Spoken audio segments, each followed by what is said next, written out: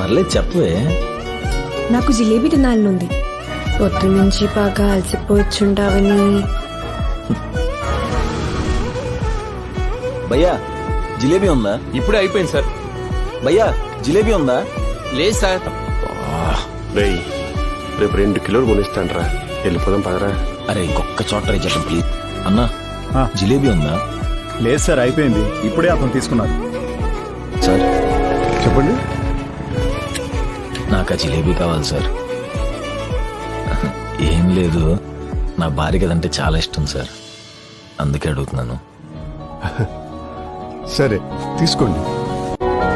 అలా ఎలా అడిగేసేవరా సిగ్గు లేకుండా? నా పిల్లం కోసం అడగటానికి నాకెందుకురా సిగ్గు? ఎక్కు.